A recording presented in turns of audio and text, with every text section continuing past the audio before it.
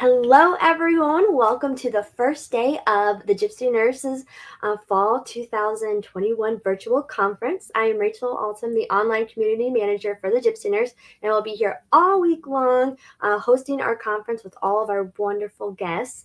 This morning, I'm here with Steve Curtin, the CEO of the Gypsy Nurse. I'm going to pass it off to him. He has a few words for you guys. All right, Rachel, great to see you again, and this is exciting. Our second annual fall conference, and I'm really excited to have this conference this year. We've got a lot of great stuff.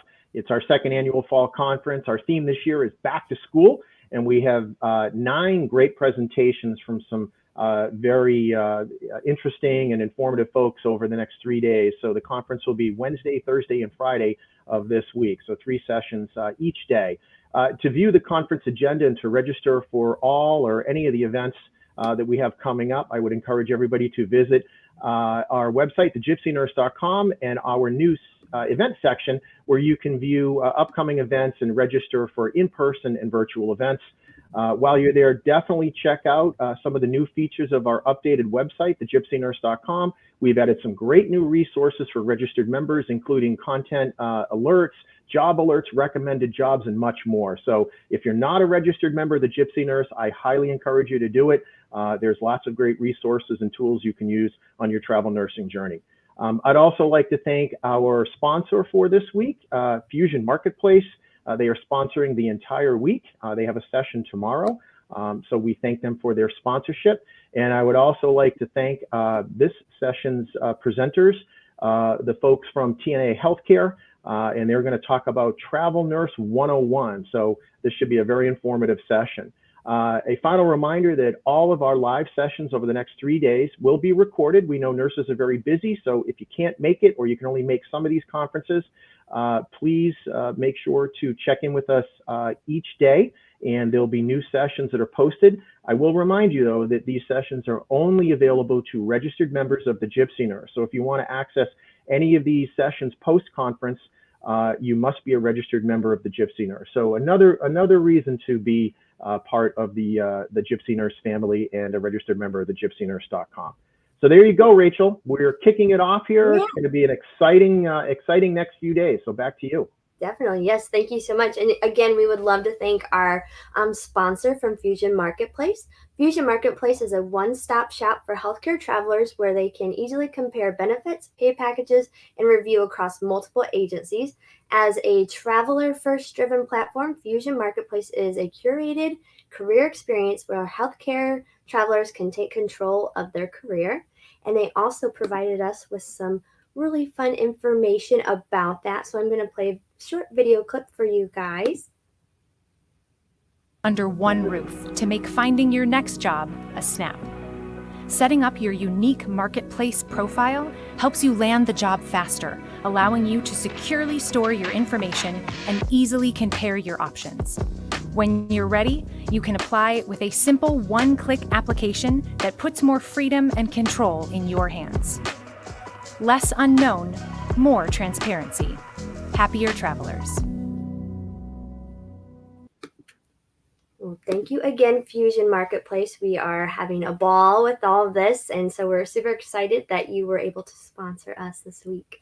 So before we get started, like Steve said, the sessions will be on demand. So all you got to do is just register and go to the website. We'll go to the website and register, and you can review them on there. We're also doing giveaways all week long.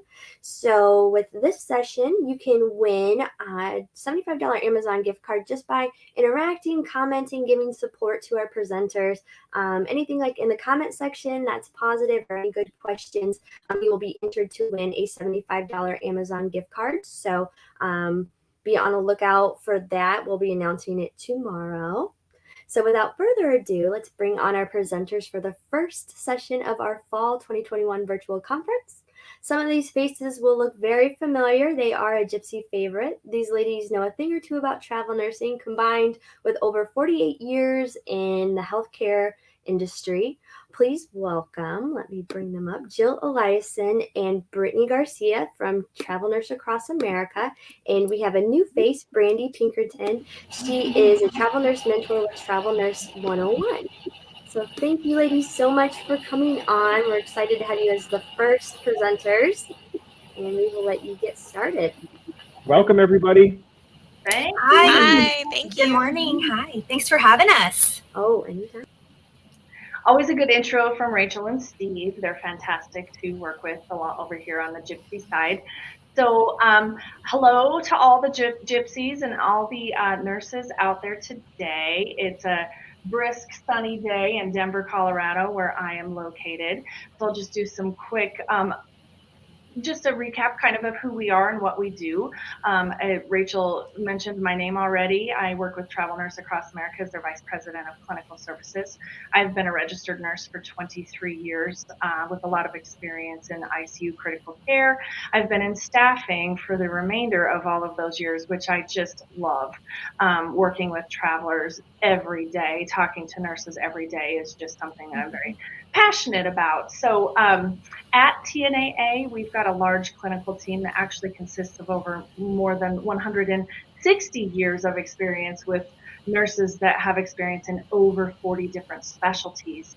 And many of the nurses on my team at TNAA are previous travelers, which is just huge in order for us to support all of you out there in these tough work environments that y'all are enduring today. So I want to introduce Brittany Garcia. She is on my team as one of the directors of nursing, managing a territory at TNAA and taking care of a lot of the travelers that are out there. So Brittany, why don't you give us a few minutes about your background and introduce yourself to everyone?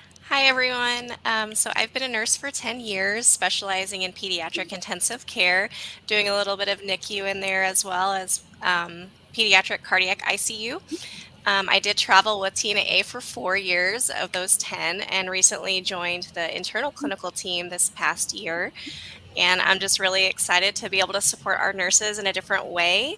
I do still work at the bedside, which is unique. So I really know what it's like out there right now with the current pandemic and really just enjoy connecting with our nurses and want to help others do what I did. Awesome. Great recap. And then we're working with Brandy Pinkerton. Brandy Pinkerton is a travel nurse mentor for Travel Nurse 101. And in case you didn't catch the title of our discussion today, it is Travel Nurse 101. And we really want to discuss what does it take to be a traveler. There are a lot of nurses out there who don't know the first step to take if they want to dive into travel nursing. So we're going to really discuss a lot of good stuff today and have Brandy here as well to talk about Travel Nurse 101 and what it's like to mentor somebody who wants to become a traveler. So Brandy, tell us a little bit about your work history and background, and then we'll get started with some conversations. Yes, awesome. Thanks again. Hi, everyone. I'm Brandy Pinkerton, and I've been a nurse for over 18 years, primarily NICU, PICU. I was a travel nurse as well and just fell in love with the profession and super passionate about travel nursing in general and helping other travel nurses be successful. The last couple years, I have been a flight nurse. I did the pediatric and neonatal transports for a small children's hospital. And then recently, I just stepped into this new role where I get to be a travel nurse mentor. And again, I'm just so happy about it and excited because it's my true passion and I love helping others and want them to have the same success that I had as a traveler. So super excited to be here. Awesome. So great recap. Clearly I'm working with the baby nurses, and I love that though, because I was that nurse who wasn't about to touch anything that small. So kudos to you girls who can take care of our babies for us. That's amazing. So let's just jump in. Again, this session is Travel Nurse 101. We want to hear from all the gypsies out there. If you're a seasoned traveler, comment to us. Tell us what works for you. We want to hear your secrets, your successes. Tell us what doesn't work for you. That's okay too. We're here to always learn and to always mentor and make things so much better. We're going to start our conversation out with basically the kind of the $1 million question, and there are many when you're thinking about traveling, so we'll touch on as many as we can. But we want to talk about how much experience do I need? How do I even know I've got the right experience to start traveling? Where can I go? what kind of facility can I work in? And that's just a loaded question with just a lot of really good information. We'll get to your comments as we walk through a lot of our conversations. We have a hello from Louisiana. So, hey, Louisiana, hope all is well down there. Brian has commented already as an LPN with 2 years of experience at a plasma donation center, 2 years doing urology, can't get my words out this morning, and then 3 years in an outpatient cardiac clinic. What areas of travel nursing would I be most qualified for? So we love your question, Brian, and we're going to just dive into it. So I think to answer Brian's question right off the bat, I can take this one quick. As an LPN, you're going to need to find an agency, do your research. You're going to hear us talk about do your research a million and one times, but you're going to want to find an agency that, first of all, staffs LPNs. Not all do, and that's okay. There are several that do, several hundred that staff LPNs. So first, do your research there. A majority of agencies are Joint Commission certified, so you're going to have to understand what guidelines are in place for that specific agency, but most of the time you're going to need to travel in the specialty where you recently came from.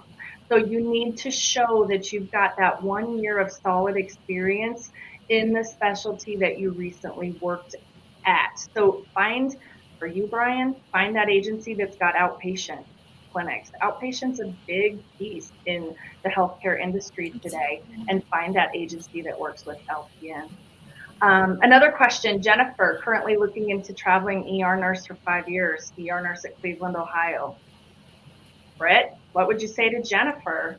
Well, that's kind of an easy one. I mean, 5 years in the ER. The minimum most agencies require is 1 year. So, you've already met that minimum. And then a lot of hospitals require 2 years of experience. So, it's kind of trying to find a balance between the two. My rule of thumb that I tell new nurses is, when you get to that point in your career where you feel confident in your skill set is really a good rule of thumb to know if you're ready to start traveling.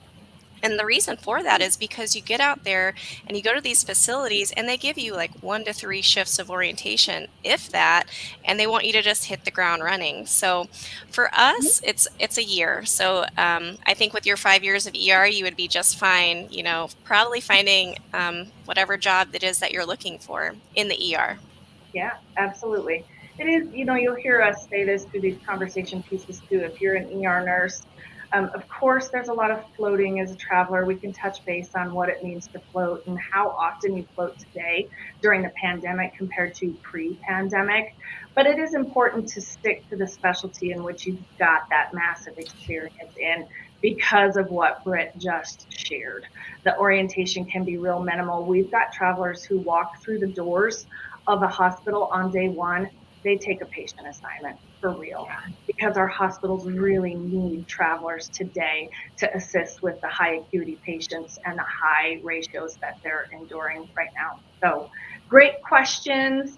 Britt, you kind of touched on a little bit about the why behind the experience that's needed as a nurse. We can move a little bit more to just, there's still a competitive market out there, things you can do, things that will make you more confident as you walk into these hospitals. So maybe we can touch on that a little bit, Brittany. So, closer to the 2 year mark, you've got better chances to win a position, let's say. You're a brand new nurse. I'm a director. I'm looking at your profile. You look great. I loved you on the interview when I spoke with you, but what types of things can a newer nurse work on to be successful, such as the organizational skills and things like that? Do you want to kick us off on that, Brittany? And then we'll go to Brandy with some of that. Sure. Yeah. You definitely have to have the organization and highlight that because when you come into these places, like I said, you hit the ground running. So being able to prioritize and manage your time well is very important. So that's something that you'll want to discuss in your interview to help you stand out compared to other candidates. Because like Jill mentioned, the market is extremely competitive right now, especially with the pandemic. I mean, these hospitals, their census is up, their staffing is down, and they want nurses like yesterday. So what is going to make you stand out? So that's one great thing.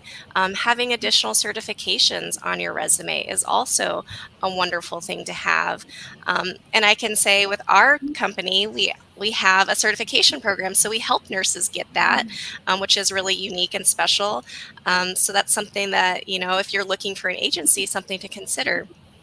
I also, when I was traveling, would research the facilities I was looking at, because I feel like when you get that opportunity to have the conversation with the director, the manager, whoever it is, that when you have that conversation and they know that you know about their facility, that really stands out, that this nurse is professional. She knows what she's talking about.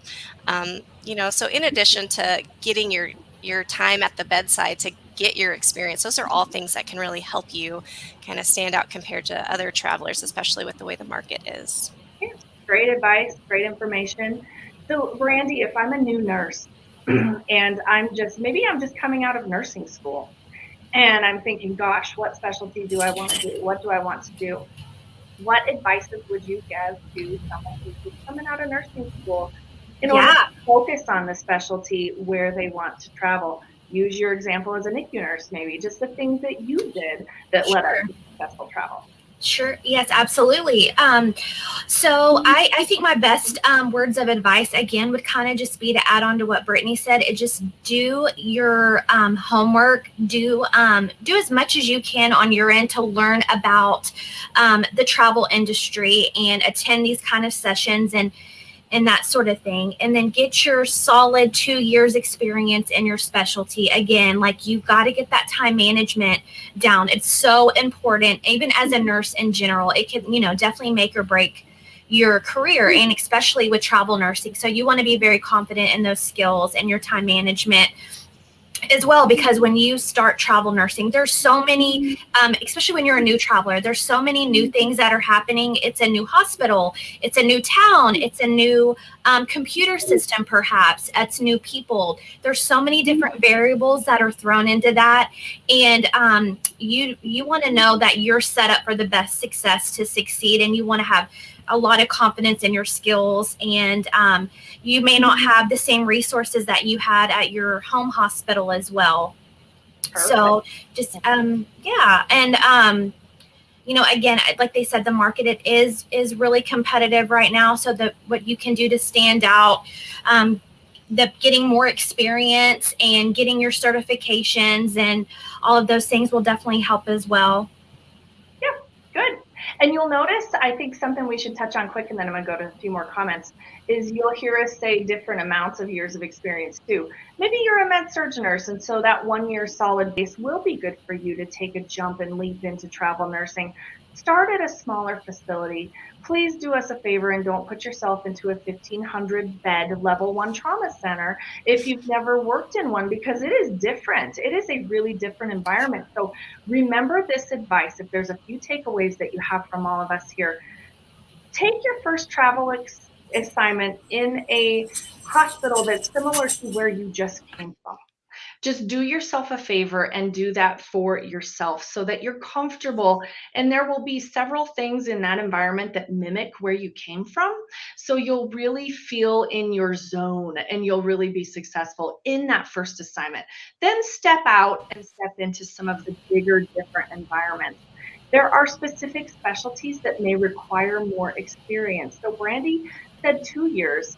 I think that's pretty standard for a NICU nurse, a PICU nurse. Some of your specialties will require more experience. So again, it goes back to that piece where we said, you're going to hear us say, do your research. Mm-hmm. Get in with your agencies. And if you have an agency that'll take you at 6 months, okay, but you really should step back and make sure you're ready to dive in at that 6-month mark. Not everyone is quite ready. Some people are. We're not all the same. All nurses are different. Whether you're a med-surg nurse, a NICU nurse, your capability to gel with a unit and gel into those ever changes like Britt and Brandy have alluded to already, it can be different from the person standing next to you. So just something to think about. Let's see, we talked to Jennifer. Thank you for your questions, Jennifer. Rachel says hello from Cincinnati. Person from Ohio, so that's cool. Daniel says, what about a gap year or years if I've been out? That's a great question, and those are things that we see and talk to nurses about every single day in our roles. Brittany can speak to that very, very well. Gap years can be challenging, but also it's different with every single person. So we like to see that you've worked at least 1 year in your specialty within the last 2 years. It's kind of a Joint Commission standard in travel nursing. If you took an entire year off, you're going to have to do your research again and talk with the agency to see if you're eligible to work with them. A lot of the advice and guidance we give is you really should hop on full time and do some PRN at least to get your feet wet. And honestly, if you've been out this last year or two and you have not worked in the environment post-pandemic, nursing is very different today than it was pre-pandemic. And we can touch on that as well. So that's a great question, Daniel. Do your research. Yes, you can still travel with gap time, but it's going to depend on the agency how much time you're allotted outside of that specialty. Britt, do you have any other examples you see day to day on that one? Well, just to add to that, the longer gap you have, the more challenging it is to find a job as a traveler, because facilities get all of these resumes sent to them because the market is the way that it is right now. And so when they have two nurses that look essentially the same on paper, but this one has a gap of, I don't know, 4 months or so, and this one doesn't, it has consistent work history, well, more than likely they're going to pick the nurse with the consistent work history. Not to say that, you don't have a reason for your gap, but it does make it harder to land that job. And the longer the time between that gap, it does make it more challenging. But it's not to say that you can't do it. Yeah, great addition. Thanks for that, Britt. Brian has, and Tony said, thanks for being here today and sharing the great information. Thank you, Tony. We love to be here and we love to do this.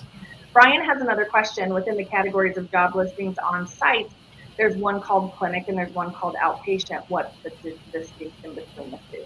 That's a great question. Outpatient is your outpatient surgery center generally. So you need to have either the pre-op experience, the OR experience, or the PACU experience in an outpatient clinic. Most of them.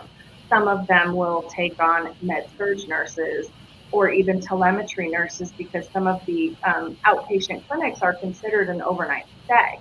So you might spend the night in some of those outpatient clinics, which could be a little different. And of course, with nursing, this drives us all a little bit crazy. Everybody calls something a little bit different. So it could be an outpatient surgery center. It could be an ambulatory surgery center. It could be an ambulatory clinic, an outpatient clinic. So Brian, your question is a great one because it's really tough to distinguish and you'll have to take a deep dive into whatever job you're looking at. Look up that clinic or outpatient setting on Google and see what kind of patients do they really take. Britt, other ideas, or Brandy, other ideas about clinics, because that's just a giant bucket. I mean, from the jobs that we've seen, there could be infusion clinics, so like the oncology nurses, pediatric clinics. We've seen vaccination clinics. Yeah, that's a good one. I mean, it kind of a little bit of everything, honestly. I would get details on the job description as far as what it is, or like Jill said, look it up and see what kind of patients they're caring for. Great question. And most of the time it's hard to see a lot of detail on the job that's posted externally for your view. So that's why we just say dive in and do the research. But that was a fantastic question, Brian. Thank you so much. So Lindsay has a good question. Brandy, I think this is your question. Good. Where would you recommend starting with researching and comparing agencies? How do I even start with that?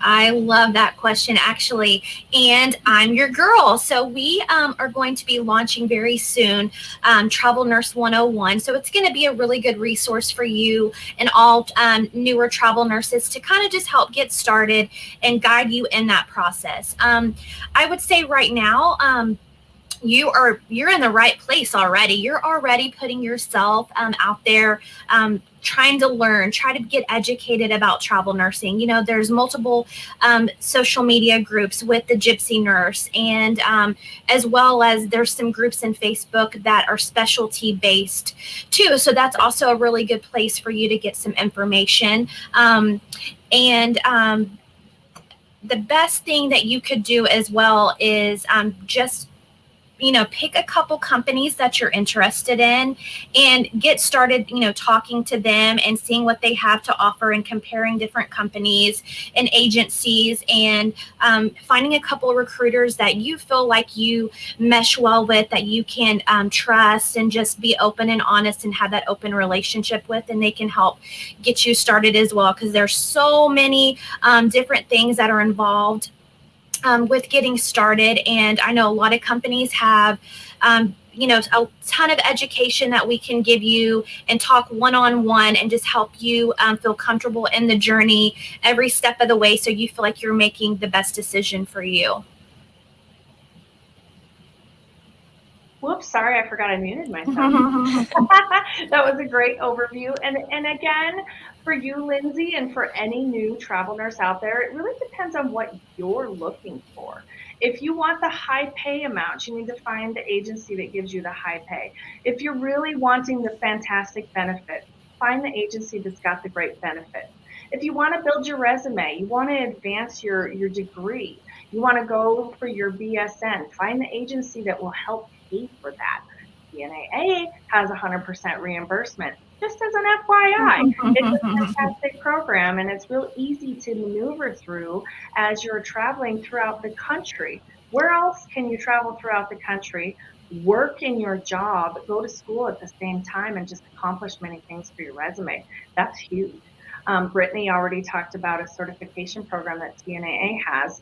If you are, a med-surg nurse and you want that certification, we'll pay for it for you to put on your resume. It makes you stand out. It makes you be that nurse, as Britt already talked about. I'm a director. I've got 20 profiles on my desk. Boy, I really like and I strive towards those nurses that have multiple initials behind their name and the things that they've done. So anyways, choosing an agency, great question. There are so many things to look for, but look for what suits you best. I think Brandy gave a great overview on that. Let's go to Julie. I can't keep up with all these questions. This is so fun. I love it. Julie has been a nurse for 35 years. I'm considering travel nursing in PACU and wonder if many agencies hire those in the age 60 group or if they prefer younger nurses. Julie, you're like my favorite nurse right now because we love your age group and you're best suited for travel. I don't mean that. Everyone is best suited for travel. But don't let that age deter you from jumping into our industry. It's amazing. So what would you guys say to Julie? Britt, you want to go first? Oh my gosh. So give me that nurse with the 30 years of experience over that new grad any day. I don't care what the specialty is, I think you would be great at it. It's really just, is your mindset in the right place? Like, are you willing to just jump in there and go with the flow? Because that's what it takes to be a traveler, no matter what your age is. I already have told my husband that when our kids are in college, I'm traveling again. Like, I loved it, and I traveled with my daughter when she was a year old. Now we've got 2 little ones, so it's a little bit more challenging for me, but I mean, once the kids are out of the house, I'm doing it again. Maybe just during the summertime. I don't know, but I say go for it, Julie. Yes, there's no age limit. You can be a new grad, you can be a 5-year nurse, a 10-year nurse, a 20-year nurse, a 30-year nurse. I don't know if everyone just noticed the nurse who retired up at Multicare in Washington. She was 96 years old. She worked until she was 96 years old in the OR. So, Julie, I don't know about you. I don't want to be working when I'm 96 years old. No. That was very cool that she loved her job. She loved her work as a nurse. And she did it for that long. But let's expand on this a little, and I did a little bit already, but, if there's any other, Britt's going to have a session about traveling with kids and traveling with families, and there are really some obstacles and challenges when you travel. We've had nurses who need to travel with their horse. We have nurses who travel with large dogs. But really, is there anything that's not suitable to travel that you guys can think of, Brandy? I mean, there's almost a way for it to work regardless of your situation. Yeah. And I mean, I think there's no necessarily right or wrong timeline on life. I mean, that stigma, it doesn't hold true. So it's never too late. If this is your dream, girl, you need to do it. Like, you will not regret it. Go live your best life. And everybody's situation's different. Like, some of us have to wait until the kids are out of the house or whatever the reason, or your situation changes. But the hardest decision is just deciding to go. And then after that, you're going to be like, why didn't I do this before? This is the greatest thing ever. And just get to have so many different experiences and just branch out. And you really could. I mean, there's no right or wrong time. I say go for it. Well said. I think when I first got started, I was just so nervous about the whole thing. And I was like, oh my gosh, what if I don't like it? Like, what if I don't like it? Yeah. And then, my friends are like, dude, it's 13 weeks. Like, if you don't like it, it's 13 weeks. I'm like, oh yeah, like I can do this. And then I thought, okay, 1 year. And then it quickly turned into 2, 3, 4. And I'm like, maybe I need to stop. That's great. I'm glad it's worked out for most. It doesn't work out for everyone, though. So let's talk about some of those obstacles and challenges that people face while they're in an assignment. And maybe we can walk through the most professional way to get someone back home. Because let's be real, you pack up and you leave your family sometimes. Sometimes they come with you. It can be really challenging, as Brandy said earlier. You go to a new hospital, new charting system, new people. Not only is all that new city, new housing, it's really overwhelming. So if someone gets into travel and just discovers, I can't do this, and for the safety of my own health and for the safety of what I'm doing, I really need to exit this. What's the best, most professional way for a nurse to exit a contract or to get themselves back home and realize, you know what, this wasn't for me? Because it's not for everybody. What would you say to that, Brittany? So, I mean, we recognize that definitely, and we support you in that decision. I think the best way to do it, just like any job, is giving a professional notice, and every facility handles that a little bit differently. So, figuring out what their notice is and trying to honor that if able. I think that's the best way to go about it. Now, we understand that there are extenuating circumstances sometimes where that's not able to happen. However, I think if you're trying to go about it in the most professional way, that would be the best way to go about it. Great advice. And another thing to think about is life happens and there are family emergencies. And wow, have we all seen so many family emergencies, especially over the last 18 months with COVID.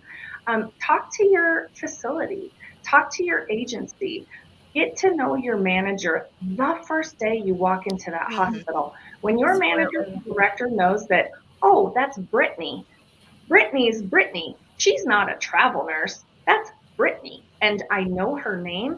When Brittany comes to her with something that happened in the family, maybe she needs to go home for a week and a half, maybe 2 weeks. Negotiate with your agency and with your hospital and say, hey, this happened. I need to go home and take care of this, but I'm willing to come back and I'll stay 2 extra weeks for you to make up for the time that I was gone.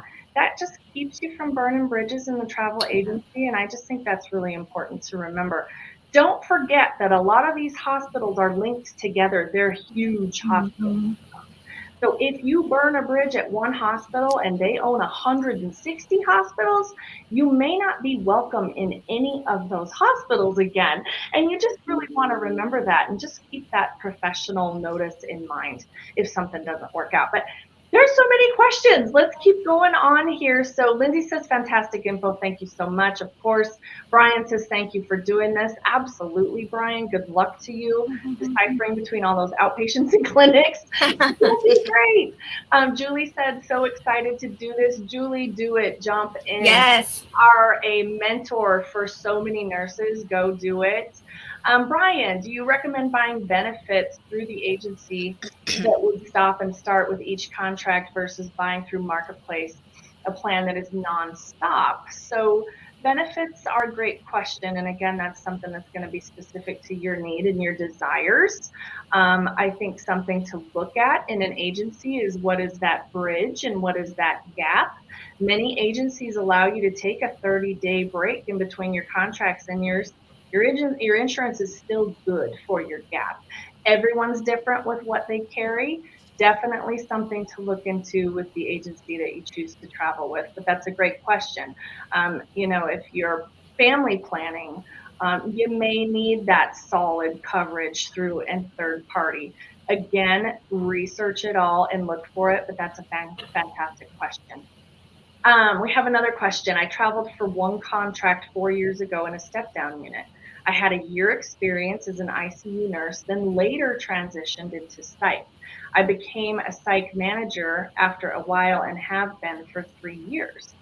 So Brittany, we see a lot of these travelers come into TNAA. What's the best advice for this person who's got nice, well-rounded experience?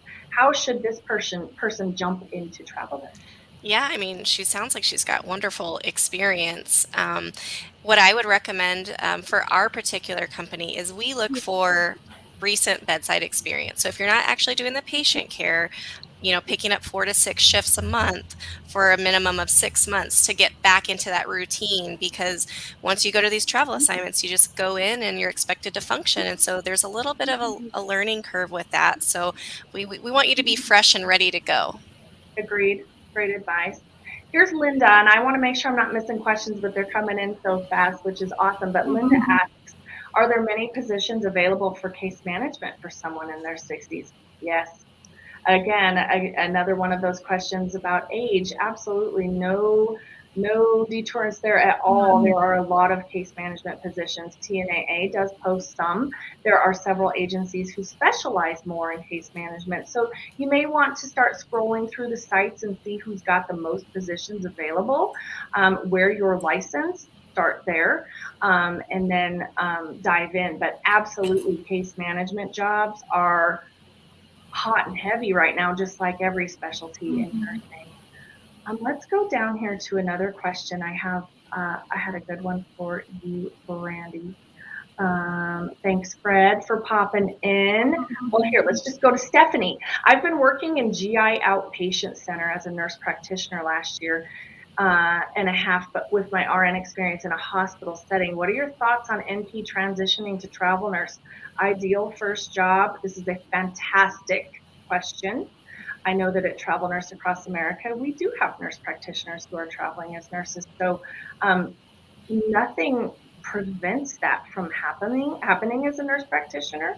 If you're in a clinical setting and you're used to a one-on-one patient interaction, make sure you can spin that into a one, more. The patient ratios have gone up in this pandemic, so you've got to be able to manage the busy environment and potentially more than one patient at a time. But that's absolutely doable, Stephanie. And right now is the time to jump in and take advantage of some of those pay rates that are out there as a nurse practitioner. What have you guys seen, Brittany, Brandy, in regards to the NPs at the bedside? Brandy, I bet you worked with some in the NICU in your days. I did. Just me personally, I didn't work with a lot of them that were really travelers. Worked with quite a bit of doctors that did locums, which is very similar to kind of what we do as travel nursing. But specifically myself, I don't have a whole lot of experience for nurse practitioners. I do know that there's just a great need for it right now, though, especially with the shortage of nurses that we are seeing with the pandemic. Yeah, great question. But don't be afraid to check in with the agencies to see what's available for the nurse practitioners. Again, no 1-2 person is the same. It's going to depend on your work history and where you came from. But if you've been in GI outpatient, there are several endoscopy GI positions out there that would probably more than willing take you with your expertise, Stephanie. So keep on looking. Okay, I saw a great question and I want to get into this one, but where'd it go? Oh, here we go. Jennifer. The only thing that I worry about is not being able to find work with many nurses jumping into travel. What do you guys think about this? Is this possible? I would just like your input. So, Brandy, you want to take that one? Yeah, sure. Great question. And you didn't really touch, she didn't say a whole lot about her experience and where she's at right now, but I mean, the need for travel nursing is just, it's huge. I mean, if you look at a lot of these companies and they're very transparent about what they have available. You can go to the websites and kind of look at the available jobs, but I mean, there are hundreds of, in even some specialties, thousands of positions that are open right now. Specifically, like NICU for me, I know I'm seeing 200 and 300 plus open jobs for that specialty. And like, that's unheard of. When I was a travel nurse, 100 open positions was a lot. So there could not be a better time for you to jump in. I'm going to keep saying that over and over again because I just want everybody to be a travel nurse and love it as much as I did. But this is the perfect time to get in. And again, like Britt said, if you decide like, you know what, I hate this isn't for me, it's 13 weeks. You can always go back to where you came from. Just never burn a bridge. But like, what do you have to lose? And there's so much that you can gain from this experience. And if you can't even put a price tag on the experience and the things that you'll get to do and learn, and the networking and the marketing and the new people you'll meet and the new experiences that you'll have as a travel nurse. Great. And something new travel nurses need to understand is it is a roller coaster. You go through some lows where the jobs aren't as frequent, then it goes real high where there's spiked high. And right now we're in a high spike. There are a lot of positions open, but that too will flatten out and plateau. But how do you keep yourself in a travel nurse position and ride through that? And some of the things that we've stated already are the things you'll want to remember. Always remain professional. Don't burn those bridges. Always make sure you do that. I sat in a seminar recently at TrevCon in Las Vegas, and one of the best pieces of advice I think for anybody in healthcare staffing was do the things that suck. Be that nurse on the unit that says, oh, I'll go clean that up for you. No problem. I'm happy to jump in and help. Do those things that suck. I mean, it makes you stand out. It makes you look like an awesome team player, and those people on your unit want you to come back. If there are people on the unit, multiple travelers, usually there's more than one traveler on a unit, and you're that traveler who's not a team player and not off helping everybody on the unit, when they need to start eliminating the travel positions, they're going to eliminate the people that aren't team players first. You can always keep yourself employed as a travel nurse throughout the roller coaster rides of when jobs are available and when jobs aren't. So I hope that's helpful for you. Britt, here's a great one. This is for you and Brandy both, but I'll let you take it first. Britt, I'm a brand new traveler off to a bit of a rocky start.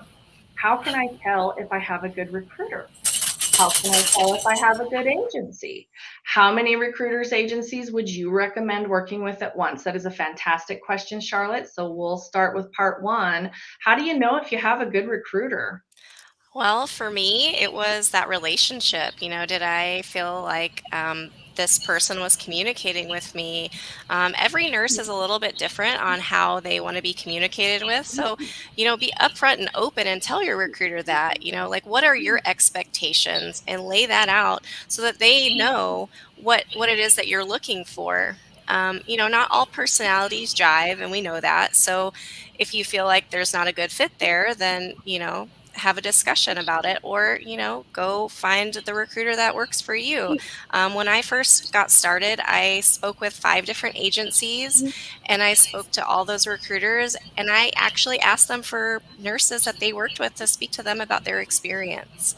That was something personal that I did, just because I felt like if I was going to be moving my family across the country and I was relying on this person to get me a job, I really wanted to know that they were going to do their part. And I also, with that, wanted to do my part. And if I was, having a conversation with another recruiter that I was going to submit for a job, I tell my recruiter that, because it looks bad on you as the nurse to submit to the same job with multiple agencies, because then the hospital gets that and they're like, wait a second, why is this nurse submitting with different companies here for the same job? So, open communication on both ends is super important. I kind of lost what the rest of the question was. That's okay. That was great. Let's piece it out. Anything else you would add to that, Brandy, about how do you know you have a good recruiter? Sure. I mean, again, what Britt said, I mean, I think just feeling like you can talk to your recruiter, feeling that they're transparent is so important. And you being transparent with them and just that open line of communication will set everyone up for success. If you feel like you can't talk to them or they're not keeping you in the loop and communicating with you about things, that's obviously not a good sign either. But definitely the communication goes both ways. And, personally, I believe that your recruiter can make or break your travel experience. And so it's a very important part of travel nursing. So you finding the right one that you mesh well with and that has your back is so important. Good stuff. And the second part of the question was, how do you know you have a good agency? Well, it all kind of, it's the same as how do I know I have a good recruiter? There are a few things I think about as a clinician. When you're out there working on a unit with folks you don't know quite well enough yet, things can happen as nurses. We have very high risk jobs. You could be involved in, that code that doesn't go so well. You could be involved in a sentinel event. You could be involved in something that's really quite scary on your unit. Do you have an agency that has departments that can support you in that situation? You reach out to your recruiter. Does your recruiter support you in those intense situations? Does your recruiter transfer you to a clinician that you can talk to and walk through that specific problem with someone who understands what you're going through? Does that agency have a housing department so that if you get into housing that they helped you with and it's less than par, are they going to help you and support you through that? Do you have an agency who assists with your credentialing? Wow, credentialing is huge. Who helps you with your BLS, ACLS? It needs renewed mid-assignment. Who helps you get that license to take your perfect job, dream job? Who's there to back you if something falls through? So I think that's how you know you're working with a great agency. Charlotte, that was a loaded question. I loved it. Good one. Yeah. I loved it. How many recruiters agencies? We touched on that. You heard Brittany say she talked to 5. And Brittany's advice about she was picking up her family and moving across the country. You better believe I'm going to interview people who have worked with my recruiter, and you better believe I'm going to get the best recruiter who takes care of me. You are the one who's leaving and going out to travel the country. And while it sounds like all, rainbows and unicorns, it's still very intense and very scary at times. Oh, so many good questions. You guys are awesome. Let's see here. Do you recommend traveling in your state of residence first? And are there big differences state to state? This is another question, Lisa, that we could spend so much time on. It's a fantastic question. I'll just say a couple of things briefly. You don't have to travel in your state first. It's really dependent upon where you're licensed, and do you hold that compact license, and can you travel to all of those states? Gives you more of an opportunity if you have a compact license to travel. But the other piece I'd just love to touch on, and I think this is something that many of us don't know. Let's say you worked on the West Coast your whole nursing career, and you're going to take an assignment out on the East Coast. Things are different state to state. I will share that up front. In the state of Colorado, where I was a nurse for so many years at the bedside, I had a lot of resources and a lot of support. I had transport, for example, that would take my patients over to MRI and over to X-ray. I had a sitter available to me. I had multiple CNAs available to me. I had multiple staff available to me, and very rarely did I ever work short-staffed. If you go to a different state, for example, Florida or somewhere on the East Coast, your ratios could be much higher than what you're used to. Your resources could be lacking immensely compared to what you're used to. You might not have that transporter, so you're the nurse taking your patient to X-ray, to MRI. You probably are working without a CNA, and quite honestly, it is very different from coast to coast. So you need to do your research and talk to other travelers. you're in a Gypsy community. You're in a community with other nurses who will mentor you and help you. Okay, so I'm thinking about going to Boston for my assignment. What should I know about Boston practices? What should I know about Boston nursing? I would go to the Board of Nursing and pull any sort of information I can from that state board to understand what types of work environments I'd be jumping into. So sorry, I got passionate about that question, but That's a good one. because it really is different. So Brittany, Brandy, you guys have been around the country. What types of things would you add to that? Well, I did an assignment in Seattle and then I went to Boston right after that. Ooh. And just like Jill said, the ratios are very different. When I was in Seattle, working PICU there, I had a nurse to run my CRRT pump, and I just was responsible for the patient. Rarely did I ever have two intubated kiddos together. Um, and then I went to Boston, and that is not the case. And they're both perfectly fine, but it's just really a matter of style. Like Boston was one of my favorite assignments, but I did get my butt kicked a little bit in the beginning just because I wasn't used to the pace Yeah. initially. Yeah. Brandy, you've spent a lot of time in Montana. Did you know the difference between Texas and Montana? Yes, I mean, I would definitely say every NICU, PICU that I traveled to definitely varied and according, definitely state to state. And I will say, I grew up here in Texas and worked for a very great children's hospital that set the bar really high. And so when I started traveling, I was like very astonished sometimes how other places did things, and it didn't mean that they were necessarily doing anything wrong. The patients were safe, they had the same outcome, but there's so many ways to do the same thing. And so it really like broadened my knowledge, and that there's more than one right way to do things. Everywhere doesn't do things the way maybe you were taught in your home facility. And some places are even maybe a little more outdated with their equipment, with their EMR system, and that sort of thing. And in some of the more rural areas, I tended to see that. And a lot of things one of the main questions I get asked to by travelers when I'm on assignment, do you get the super sick patients, or do you just get the easy for me feeder growers and that sort of thing? And I have noticed it varies definitely depending on the state. I've had, and it also varies. So I've been some places that they just give you not as sick patients, but then I've been to other places that literally they will give you the sickest patients in the entire unit, and they may even pair those two patients together. So that's why you have to be so confident in your skills and really feel like you're ready to branch out, because you could get in those situations. Just different places vary for sure. So yeah. Well, and to add to that, back to Jill's piece about being professional, introducing yourself to the manager, they're kind of trying to test you out a lot of places too. They want to see what kind of a nurse you are. So, doing those professional things, introducing yourself to the manager, being a team player with the people in your unit really go a long way. And you can actually work on an extension that way from the inside out, and like Brandy said, I've been to hospitals where I never had an intubated patient my whole assignment, but then I go to another one and they're giving me ECMO, so it really just varies. Yeah, great advice. Rebecca has a good question. How far do you recommend to travel from your home for local travel? Do you recommend staying close to home every night, or getting housing for the assignment and then coming home for the remaining week? Rebecca, I mean, that's a great question. I think, there are stipulations you've got to abide by. If you're considered a travel nurse, you've got to be a certain amount of miles away from your home, your tax home.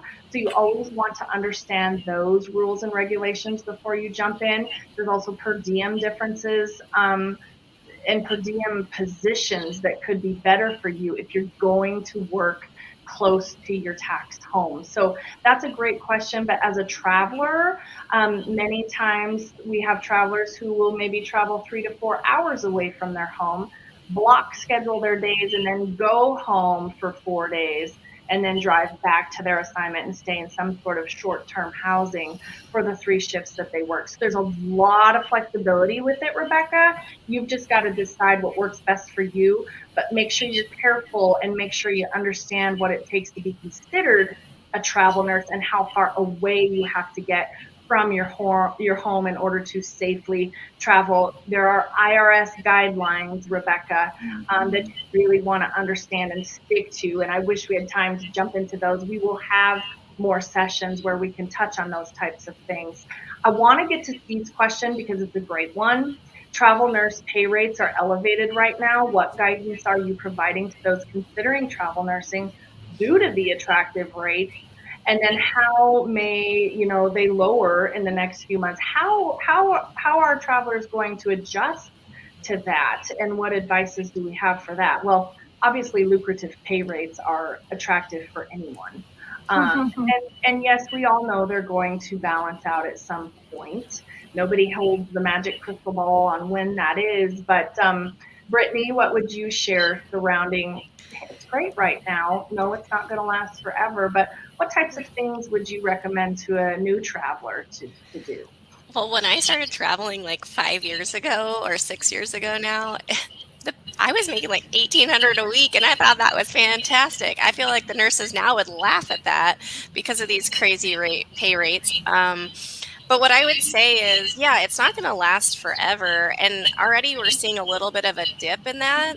Some facilities are canceling contracts because, their census is dropping and they're paying these crazy high rates. So I would recommend not necessarily chasing those rates per se. Maybe you have 2 jobs that are very comparable, but one's paying way more than the other.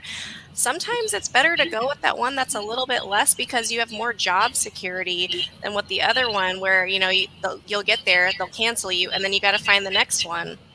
So it kind of creates this runaround. I don't know how long it's going to last though. We'll see. I guess it really depends. Sure. Yeah. Something you can think about is there was already a nursing shortage pre-pandemic, and the pandemic, what many experts are saying, has just exacerbated that. Many nurses took those high-risk COVID assignments. They got real tired and they got real burned out, and they just took a long time off. Hence why some of the staffing in home hospitals has gotten so short. But nursing is always going to be in demand. Remember that the average nurse is going to retire within the next 10 years. And the nursing schools across the country can't pump out enough nurses for us to maintain a good level. So travel nursing will always be in demand. Nursing units will always need to fill their holes with contingent staff, whether it's a traveler, whether it's a per diem nurse, whatever it may look like. So don't be afraid to go back down to that $1,800 like Brittany started with. Yeah. Me too, yeah. Still fantastic. Brittany and Brandy both worked in those days. So just take advantage of what you can take advantage of right now and know that the work will always be there. It's just going to cycle through these types of bubbles that we're seeing. There's so many questions and I want to get to so many more, and I know we're coming close up on time, but let's just tackle what we can here real quick. Jennifer said, can you please touch base on compact license and how would a travel nurse obtain this? You have to live in a compact state with a tax home to get a compact license. That's just it, end of story. So if you need to move to a compact state or be very patient and wait for those few states that are left that need to obtain the compact licensure, do that. But you can't just go out and get a compact license if you don't live in a compact state. So there's more to that, Jennifer. It's really complex. Just make sure you have the state license in which you live. Talk with your agency, talk with their licensing department, see if there's anything they can do to help get you licensed in more states. The more nursing licenses you hold, the more opportunities that are open for you. So that's the best advice I can give to that question. So many thank yous for the excellent information. A wrap-up advice, guys, maybe give your 3 best practices to anybody who wants to jump into travel nursing who's never traveled before. So that's kind of a trick question, but Brandy, what would your top 3 things? Top 3, that's really hard. Definitely number 1, I mean, you've got to be flexible in all aspects of your mindset, of everything with travel nursing. You have to be flexible, as well as nursing in general, but specifically travel nursing. Again, get as much knowledge and education that you can before you get started, and take the leap. That way you have as much knowledge and resources that you could possibly have to set you up for success. The third thing would be, I'm trying to think, just to do it. Just take the leap. Just go for it. Like, again, like I said, that's the only thing I regret about travel nursing, is not doing it sooner. So whatever you get the research, do your research, and get the advice you need to just get started. There couldn't be a better time, and you'll be so thankful that you did. Super. Brittany, in 30 seconds, what would you say? Well, I agree with all of what Brandy just said. So I'm going to add to those. Basically, continue to be an active learner. I think when you travel, you have to constantly be asking questions and being willing to learn more information. Healthcare is ever changing, and if we stop, we become stagnant. So, that's a good piece of advice. Also, organization. I kept a binder with everything in it, my certs, my licenses, references, like the blank ones, so that I could pass them out when I was on assignment, because I wanted to network. Man, I was getting emails, phone numbers, names of all these managers, charge nurses, because when I was out, what if I had a friend that wanted to go there, or if I wanted to go back to an assignment? Network, network, network. And then my last piece of advice, gosh, do it and just don't regret it. It's so much fun. Like, I would do You it guys a million both times said that for over. number 3. Do it. So Do it. clearly, and something that's a real popular comment on all over Gypsy is, I wish I would have done this sooner. So I think that's the biggest piece of advice you can get to. Well, thank you all so much. I know that Steve and Rachel are going to pop back in here, but this was super fun. We could have That was. Thank you. Thank you. This was a great session. You guys had tons and tons of questions, and I wish you could have answered them all, but great session. We will go back and into that, Rachel. I'll go back in and answer questions that I couldn't get to. Absolutely. That's awesome. Yeah. Thank you all very much, Brittany, Jill, and Brandy. That was absolutely fantastic. It was one of the most informational sessions that we've had with you guys. We had some great questions. You guys had some great answers, and you guys were smooth. So